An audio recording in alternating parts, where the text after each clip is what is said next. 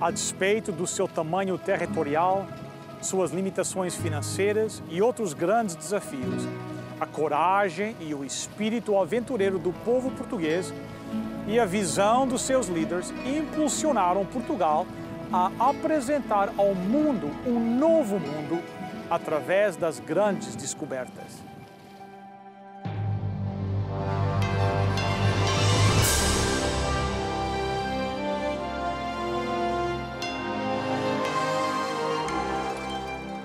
Venceu a prova do tempo. O livro de Deus, a Bíblia, ainda relevante neste mundo complexo. Está escrito Canadá, partilhando mensagens de esperança ao redor do mundo.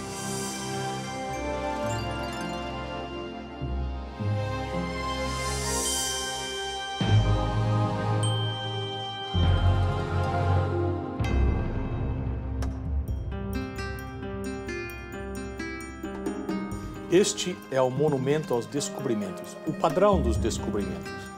Ele se encontra no bairro de Belém, na cidade de Lisboa, junto às margens do rio Tejo. Tal monumento foi idealizado em celebração aos 500 anos da morte do infante Dom Henrique, o Navegador, que tanto incentivou a expansão marítima portuguesa. O monumento tem cerca de 50 metros de altura e apresenta 33 estátuas de heróis portugueses ligados aos descobrimentos. Após a consolidação do território português no século XIII e tendo as fronteiras definidas com Castela, a nação portuguesa via no mar a sua porta natural, onde a terra acaba e o mar começa. Chegara a hora de um país de marinheiros desbravar o lendário Mar Tenebroso. Até aquele momento, os oceanos eram um território proibido por se acreditar que era local de habitação de terríveis feras e monstros e por se crer que a terra era plana e caso alguma embarcação alcançasse a linha do horizonte, cairia em um grande abismo. As novas rotas marítimas do Atlântico apresentaram assim um novo mundo que os navegantes lusos ajudaram a conhecer. O padre Antônio Vieira exclamou: os portugueses têm um berço pequeno para nascer e um mundo inteiro para morrer.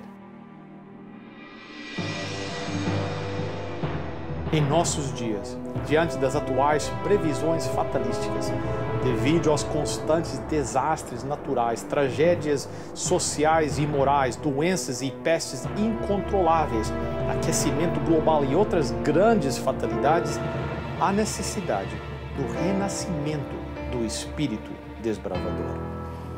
Uma coragem que esteja disposta a quebrar os paradigmas e tradições em nome da verdade.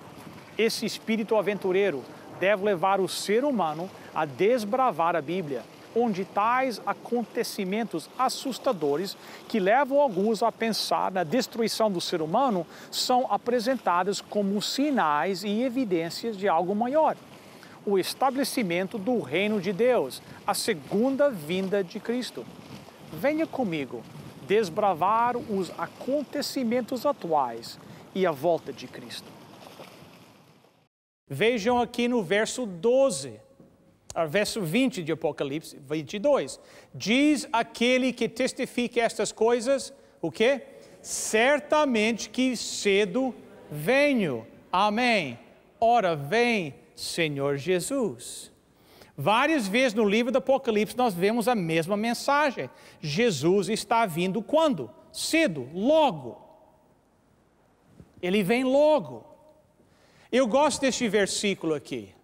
Várias razões, mas uma delas que Jesus diz, certamente eu venho. É interessante que a Bíblia não diz, é provável que eu venha, é uma boa chance, se não tiver outras coisas para fazer, eu venho.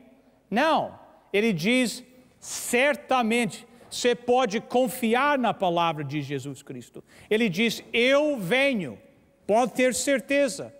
E pois a Bíblia acaba com uma oração, então vem, ora vem, Senhor Jesus. E essa é a oração nos lábios de todos os cristãos, de todas as épocas. Vem, Senhor Jesus. Cada vez que eu sou chamado a um hospital para orar com alguém que está doente, eu entro orando, ora vem, Senhor Jesus. Cada vez que eu sou chamado para fazer um funeral, um enterro, eu oro, vem, Senhor Jesus. Vem, Senhor Jesus. Nós queremos ver Jesus voltar. Mas a questão é, quando é que Jesus vai voltar? E alguns cristãos têm tomado estas mensagens que nós vimos em Apocalipse, onde Jesus diz, eu venho logo, eu venho cedo, e desenvolver uma teologia que diz que nós podemos indicar, nós podemos, como é que se diz, predict. Como é que é predict? Prever a data da volta de Jesus. Mas nós não podemos. Ninguém sabe. Por que eu sei isso? Porque a Bíblia diz isso. Vejam que Mateus capítulo 24, verso 36. Jesus continuou dizendo, ninguém sabe o dia nem a hora em que todas essas coisas irão o quê? Acontecer. Nem os anjos do céu, nem o Filho, mas somente o Pai. A Bíblia diz, certamente eu venho logo. Jesus diz, eu venho logo. Vocês podem confiar nisso. Mas a hora da minha vinda, ninguém sabe. A data exata do meu retorno, ninguém sabe. Eu venho, sem dúvida, você pode confiar nisso, não vai demorar muito, mas a data exata, vocês não sabem. Você não pode ir lá no calendário e com uma caneta vermelha, colocar lá um círculo em volta da data que Jesus vai voltar. Por quê? Porque nós não sabemos a data. Mas embora que a Bíblia diz que nós não sabemos a data exata, será que é possível saber quando a vinda de Jesus está próximo? Eu acredito que sim. Eu acredito que nós podemos saber, podemos examinar as Escrituras para saber quando é que a vinda de Jesus está próximo. Por que eu digo isso? Porque a Bíblia diz isso, a Bíblia nos ensina isso. Capítulo 24, verso 32, Jesus disse ainda, aprendam a lição que a figueira ensina.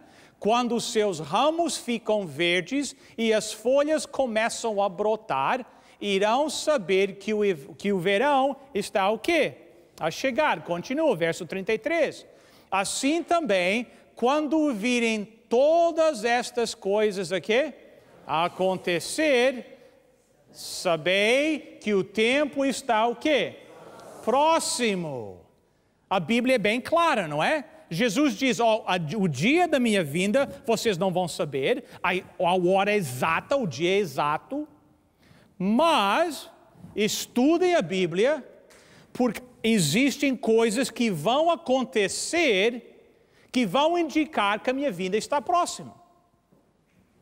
Então a questão hoje, para mim, é quais são essas coisas? Quais são esses sinais que indicam que Jesus está prestes a voltar? E a Bíblia nos diz. No capítulo 23 de São Mateus, Jesus Cristo e os discípulos passaram pelo templo.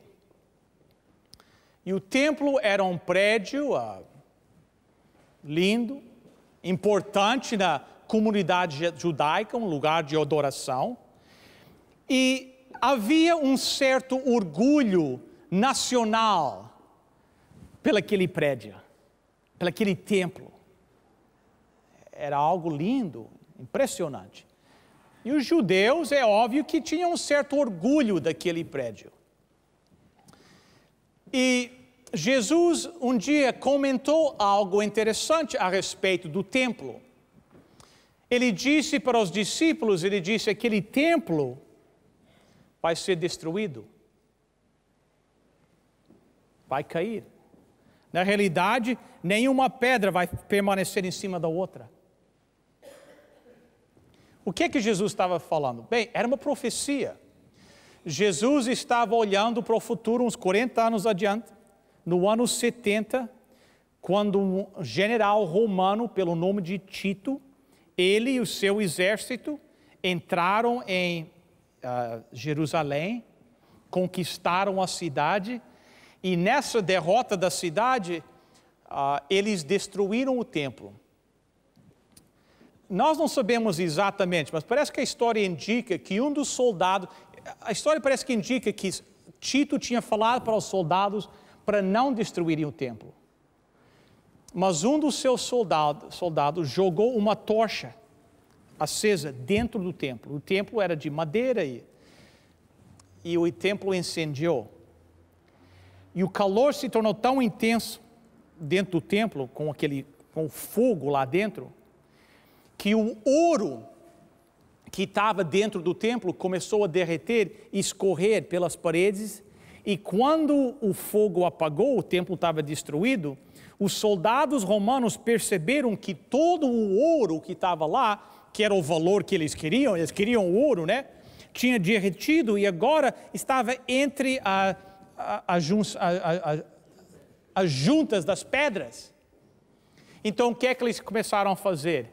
Eles começaram a desmontar o templo, pedra por pedra, para fazer o quê? Para chegar no ouro, cumprindo a profecia de Jesus, que diz, nenhuma pedra permanecerá sobre a outra. Os discípulos estão escutando Jesus dizer que o templo vai cair, que vai ser destruído. Para eles, a destruição do templo era sinônimo com o final do mundo. O mundo ia acabar.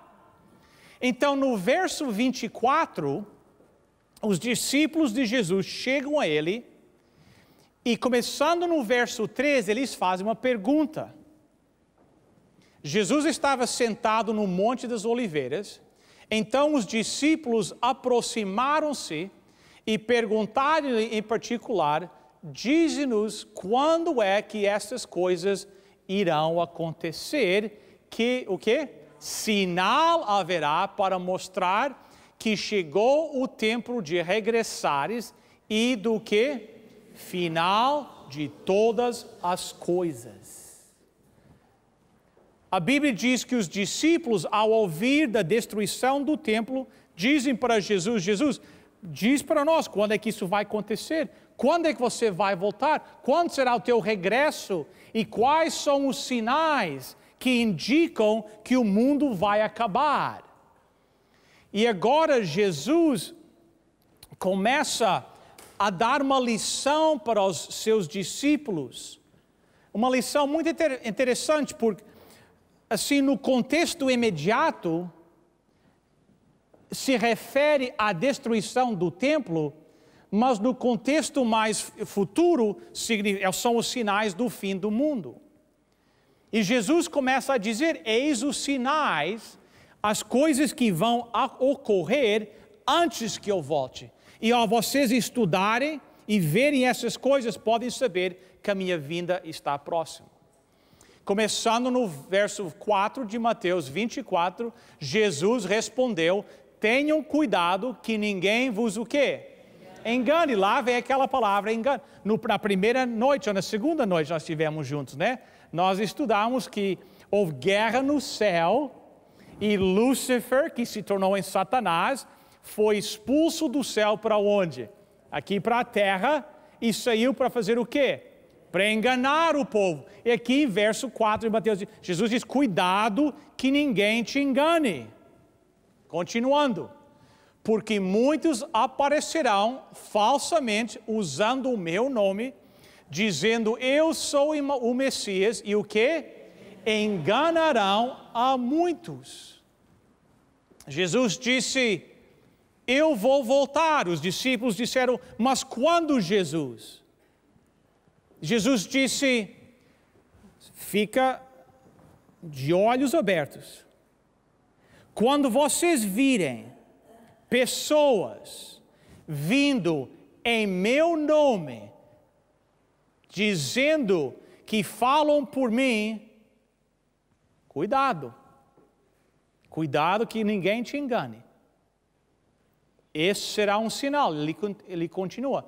Não tenho medo quando ouvirem falar de conflitos ou notícias de guerras. Tudo isso irá acontecer, mas ainda não é o fim.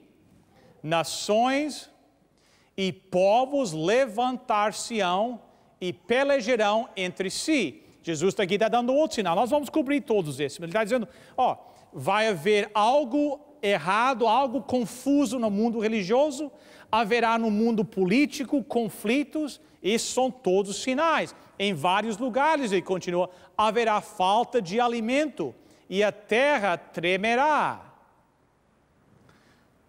É interessante que o incrédulo, como é que vocês dizem o skeptic? The skeptic. O cético. O cético olha para esses sinais e diz, não, esses não são sinais. Esses não podem ser os sinais. Há algum tempo atrás, quem sabe mais de um ano atrás, eu e o pastor Douglas íamos para os Estados Unidos. Eu ia dar uma palestra igual a essa aqui, lá. E nós fomos de carro, que não era muito distante, era umas 10 horas de carro de onde nós íamos até lá. Decidimos ir de carro, estávamos atravessando a fronteira para entrar nos Estados Unidos, do Canadá para os Estados Unidos. E o guarda lá, americano, perguntou o que é que nós íamos fazer. E nós dissemos, somos pastores e vamos dar uma palestra nos Estados Unidos. Ele perguntou, mas por que eles estão trazendo alguém do Canadá para dar uma palestra nos Estados Unidos? Porque não tem americano que pode fazer isso? Sim, não deve haver, mas o pessoal nos convidou, nós temos um programa de televisão no Canadá. Aí foi, encosta o carro ali e entra dentro do prédio. Entramos dentro do prédio e lá nós sentamos com um guarda que perguntou, então, vocês vão falar sobre o quê? Ele queria verificar se a nossa entrada era legítima, né? E disse, então, o que é que vocês vão falar? Eu falei, vou falar sobre os sinais da segunda vinda de Jesus. Ele disse, mas quais são os sinais da segunda vinda de Jesus? Aí eu disse, Douglas, você está com a Bíblia aí?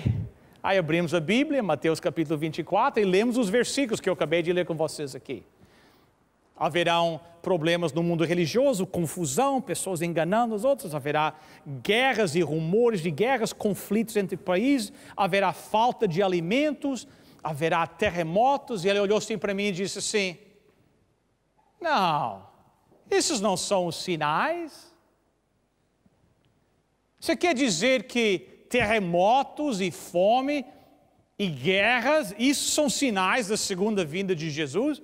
Nós sempre tivemos terremotos, sempre houve fome, sempre houve guerras. Esses não são os sinais? É impossível, você está enganado. Bem, eu olhei para o guarda, é uma situação tanto delicada, né? Porque eu quero entrar para os Estados Unidos, então não posso ofender o homem, né? Mas eu disse bem claramente, eu disse, senhor guarda, é o seguinte, o senhor entende de coisas de imigração e de travessia daqui na fronteira, mas a Bíblia eu entendo também. Eu entendo a Bíblia. É lógico. Eu entendo que sempre houve essas coisas. Sempre houve guerra, sempre houve fome. E o cético diz a mesma coisa, o incrédulo diz a mesma coisa, não são sinais, mas um problema é que o cético ou esse guarda não faz, eles não leem além do verso 7, eles não vão para o verso 8. Porque quando você chega a São Mateus capítulo 24, verso 8, tudo encaixa, tudo faz sentido. Querem ver? Vejam o verso 8, diz o seguinte, estas coisas serão como as primeiras dores de parto. O que é que Jesus quer dizer com isso? Da mesma maneira, quando uma mulher vai dar à luz, as dores, ao se aproximar a hora do nascimento da criança, o que é que acontece com as dores? Mães, o que é que acontece? A dor aumenta ou diminui?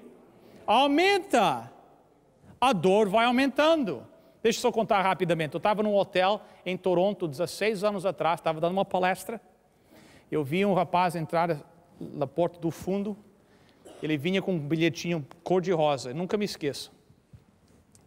E eu olhei ele entrar, eu falei assim para mim mesmo, falei, está à minha procura. Por quê? Porque a minha esposa estava grávida e tinha ido para o hospital fazer um exame. E eu sabia que aquele recado era a minha esposa dizendo que a criança, nós não sabíamos se era filho, acabou sendo um filho, ia nascer. Então, já tinha levado um colega junto comigo, em caso eu tivesse que fugir para o hospital, né? Aí o rapaz entrou, eu parei e falei, você está me procurando, né? Ele ficou meio sem jeito, falou, seu nome é Bill Santos? Falou, pode ler. Ah, mas é uma mensagem, pode ler. Tua esposa está no hospital, por favor, ligue para ela. Aí eu pedi ao colega, você continua? Eu fui lá, liguei para minha esposa, disse, o que é que você leva? Falou, o parto vai acontecer.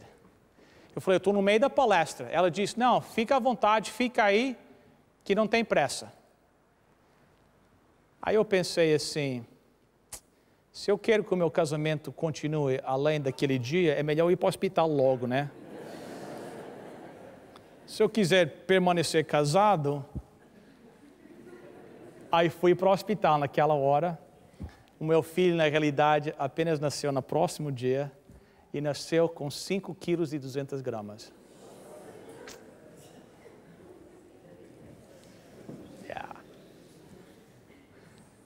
Mas Jesus aqui usa um exemplo, ele diz, é verdade, sempre houve fome no mundo. Infelizmente, isso é uma realidade triste, não é?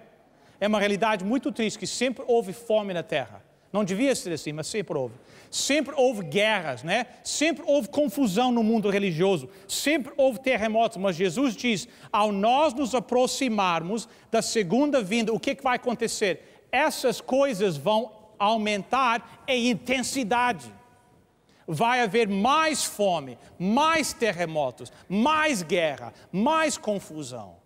E esses sinais estão sendo cumpridos ao nosso redor diariamente. Jesus diz, haverá sinais no mundo político, sinais no mundo da nossa vida social, sinais no mundo da natureza. Né? Tudo isso está indicando que algo vai acontecer. Mesmo aquelas pessoas que não acreditam em Deus, os ateus, os incrédulos, eles sabem que o mundo, do jeito que está indo, não pode continuar muito mais tempo. Mesmo aqueles que não acreditam que Jesus vai voltar. Eles dizem, algo tem que acontecer, algo tem que mudar. E nós sabemos que tudo indica que Jesus está prestes a voltar. Mas vamos ver esses sinais individuais e vocês vão ver que estão se cumprindo ao nosso redor. Sinais no mundo religioso, verso 5. Porque muitos aparecerão falsamente usando o meu nome, dizendo, eu sou o Messias, e o que? Enganarão a muitos. Jesus disse, na confusão e na ansiedade dos últimos dias, pessoas vão procurar alguém para seguir. E vão haver pessoas no mundo religioso, Jesus os chama de falsos, né? Falsos profetas, que vão se aproveitar dessa situação e vão enganar as pessoas. Eles vão dizer que falam em nome de Jesus, mas na realidade o que eles estão apresentando não é a doutrina bíblica. Nós já falamos sobre isso numa noite, né? Aqui vem o meu convite mais uma vez. Pegue as lições. Estude por você, leia na sua Bíblia. Se você precisa de ajuda, peça a um pastor no auditório. Se você está em casa e não sabe quem é o pastor, manda um e-mail. Estude, porque a única maneira que nós vamos nos guardar do engano é estar firmes naquilo que a palavra de Deus diz. Porque uma verdade é essa, esses falsos profetas, eles não vão aparecer com um cartaz ou um emblema assim, dizendo que é um falso profeta. Eles vão dizer que são verdadeiros. E como é que você vai saber? Vocês alguma vez viram dinheiro do Canadá? E dinheiro americano, já viram?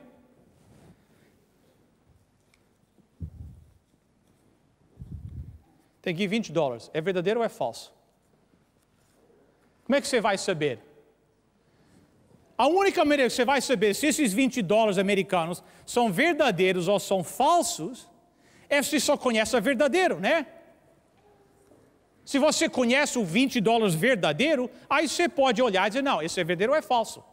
Se você não conhece doutrinas bíblicas, se você não conhece o que Deus colocou aqui nestas Sagradas Escrituras, você pode ser enganado. Então, hoje seria a oportunidade para começar a estudar. Porque as pessoas vão procurar alguém, eles vão seguir. religiões falsas têm crescido, assim, é impressionante o número. Você vê em muitas casas, muitos jovens hoje. Eu fico até muito contente de vir aqui, o pessoal que canta aqui, jovens, que tiram tempo, eles podiam estar em qualquer lugar, mas eles escolheram estar aqui louvando a Deus através da sua música. Isso é uma bênção. Muitos jovens que foram criados em lares cristãos agora estão seguindo religiões do Oriente, né? Essas New Age nós chamamos. Existe uma ansiedade, o pessoal procura algo. E tem pessoas aí fora que se aproveitam dessa situação e enganam as pessoas. Não tem desculpa para nós sermos enganados, porque Jesus nos disse, cuidado. Cuidado. E a realidade hoje no mundo religioso é que existe muita confusão. Por quê? Porque a maioria dos cristãos abandonaram a palavra de Deus. E não sabem quando uma doutrina é pregada do púlpito de uma igreja, seja que igreja for, a maioria das pessoas não sabem se é uma doutrina bíblica. Por quê? Porque eles não têm as raízes na palavra de Deus. No próximo programa, apresentaremos a continuação da mensagem de hoje. Enquanto isso, visite o nosso website e reveja os nossos programas. Faça o seu pedido de oração e deixe sua doação para o nosso ministério www.estaescrito.ca. Bem, daqui das margens do Rio Tejo é tudo para hoje. Lembre-se, está escrito, nem só de pão viverá o homem, mas de toda a palavra que procede da boca de Deus.